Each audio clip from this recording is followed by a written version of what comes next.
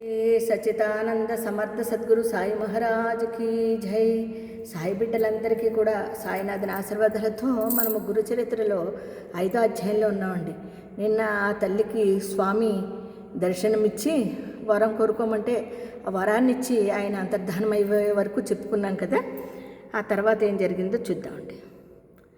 సుమతీదేవి ఆనంద పార్వస్యంతో ఇంటిలోనికి వెళ్ళి పితృశ్రాద్ధాది కార్యకలాపాన్ని కొనసాగిస్తున్న భర్తను ప్రక్కకు పిలిచి, స్వామి, నేను ఈనాడు ఒక అపరాధము చేశాను. చేసిన అపరాధం చెప్తే దోషం పోతుందంటారు కదా. శ్రద్ధ బ్రాహ్మణులింత వరకు భోజనము చేయలేదు కదా. అంటే శ్రద్ధ కర్మలన్నీ పెడుతూ ఉంటారు కదండి. అవి పూర్తి కాకుండానే స్వామి భిక్షకు వస్తే ఆ భిక్షకి ఆయనకి ఇస్తుంది కదా.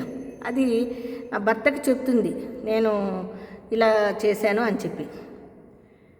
అయితే శ్వేత బ్రాహ్మణులు ఇంతవరకు భోజనము చేయలేదు కదా. కానీ ఇప్పుడే ఒక సన్యాసి వచ్చి భిక్షం అడిగాడు. ఆయనే యజ్ఞపతి, శ్రద్ధా ఫలభోక్త అయిన శ్రీ దత్తాత్రేయ స్వామి అని భావించి భిక్ష ఇచ్చాను. ఆయన సంతోషించి తన నిజరూపమైన దత్తాత్రేయ స్వామిగా దర్శనమిచ్చాడు. స్వామి, అబ్బా ఎంత అదృష్టవంతురాలండి అని చెప్తుంటే ఆమె శరీరము రోమాంచితమై, కంఠము గద్గతమై, కన్నులు ఆనంద బాష్పాలతో నిండాయి. ఆ మాటలు విన్న రాజు శర్మ ఆమె ముఖములో తాండవిస్తున్న ఆనంద పారవస్యానికి ఆశ్చర్యచకితుడై సంతోషముతో, సాత్వి, మనము బ్రాహ్మణులకు భోజనము పెట్టి ఆ శ్రేద్ధకర్మను యజ్ఞభోక్త అయిన విష్ణువుకే కదా అర్పిస్తాము. అటువంటప్పుడు నీవు పెట్టిన భిక్ష భగవంతుడే స్వయంగా గ్రహించాడంటే అది మన మహాద్భాగ్యము.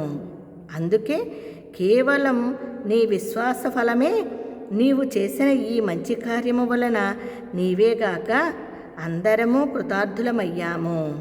శ్రీ దత్తాత్రేయ స్వామి మధ్యాహ్న సమయములో అనేక రూపాలలో భక్తులను ఉద్ధరించడానికై అతిథి వలె సంచరిస్తుంటాడని విన్నాము.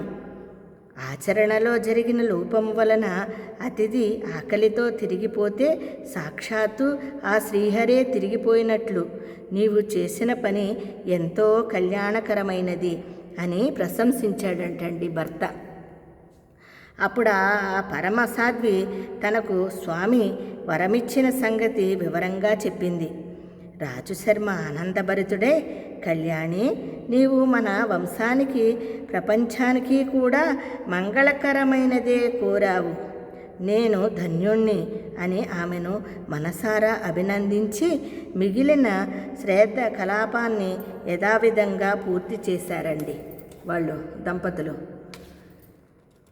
అలా త్వరలో ఆ సతీ ఈమె తల్లి సుమతీదేవి గర్భము ధరించింది. ఒక భాద్రపద శుక్ల చతుర్దశి నాడు ఉదయము శుభముహూర్తంలో కాలాతీతుడు, పుట్టుక లేనివాడు అయిన భగవంతునికి పుట్టుకనిచ్చింది. దైవజ్ఞులు ఆ శిశువు యొక్క జన్మలగ్నము గ్రహస్థితి గణించి సాక్షాత్తు కల్పవృక్షమే వారింట వెలసిందని, సాక్షాత్తు దత్తాత్రేయుడే అవతరించాడని అన్నారు. రాజశర్మకు కలిగిన అదృష్టాన్ని పూర్వ ఆత్రి మహర్షికి ప్రాప్తించిన మహాద్భాగ్యంతో పోల్చారు.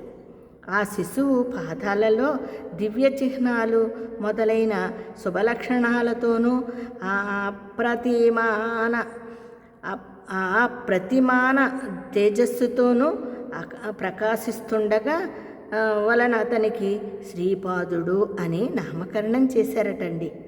నామధారక అది కలియుగములో శ్రీ దత్తాత్రేయ స్వామి యొక్క మొదటి అవతారము.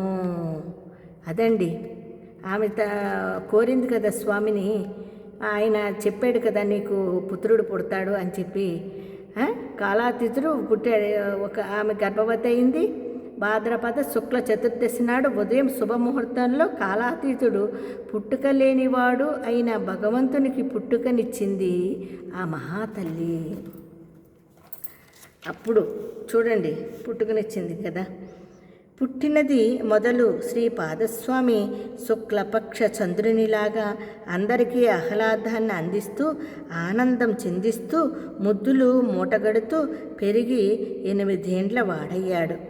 అతని ముద్దు ముచ్చటలు తల్లిదండ్రులే కాక ఆ ఊరి వారందరూ తనివితీరా అనుభవించారు. అతని పాదస్పర్శతో ఆ ఊరు, అతని జననము, బాల్య జీవితాల వలన ఆ అపవిత్ర గోదావరి ప్రాంతము ఎంత ధన్యత పొందాయో చెప్పతరమా. 8వ ఏట అతని తల్లిదండ్రులు ఒక శుభముహూర్తంలో అతనికి ఉపనయనం చేశారు. సామాన్యంగా అటు తర్వాత వటువును తగిన గురువు వద్ద అధ్యయనం చేస్తే గాని వేదం రాదు. కానీ ఈ శ్రీ పాదస్వామి తనకు ఉపనయనమైన మరుక్షణమే శిష్యులకు వేదపాఠాలు చెప్పి వెనుక శ్రీ దత్తాత్రేయ స్వామి సుమతీదేవికి ఇచ్చిన మాట యథార్థమని నిరూపించుకున్నాడు. ఇది ఆ భగవంతుడి తప్ప వేరొకరికి సాధ్యమా? ఇలా శ్రీపాదుడు 16 ఏండ్ల ప్రాయము గలవాడయ్యాడు. అబ్బబ్బబ్బబ్బా, ఆ స్వామి చెప్పి వెళ్ళారు కదండి. ఆ స్వామి చెప్పినట్లుగానే చూడండి, ఆ తల్లి పెద్దోడయ్యాడు, ఉపనయనం చేసింది. ఆ తర్వాత విద్యాబుద్ధులు నేర్పించాలి అనుకున్నప్పుడు ఆయన అందరికీ శిష్యుల్ని పోజేసుకుని ఈయనే చెప్పడం మొదలుపెట్టేశాడంటండి ఆ విద్యాబుద్ధులన్నీ. చూసారా, భగవంతుడికే సాటి కదండి. మరి మనము మానవులుగా ఆలోచిస్తాము. ఆయన చెప్పినట్టుగానే ఆ స్వామి ఆశీర్వాదంతో ఆయన జన్మించడము, ఆ దత్తాత్రేయుడే ఆమె గర్భంలో జన్మించడము చక్కగా. మరి ఆవిడ ఎన్ని జన్మల పుణ్యం చేసుకుంటే ఆ తల్లి అలా స్వామికి జన్మనిచ్చిందండి. మరి అలాంటి తల్లి పాదపద్మములకు మనందరం కూడా నమస్కరించుకుంటూ 5వ అధ్యాయంలోని ఉన్నామండి. మరి ఆ తర్వాత ఏం జరిగిందో తెలుసుకుందాము. అంతవరకు అందరికీ సాయిరామండి. జై గురుదత్త, శ్రీ గురుదత్త.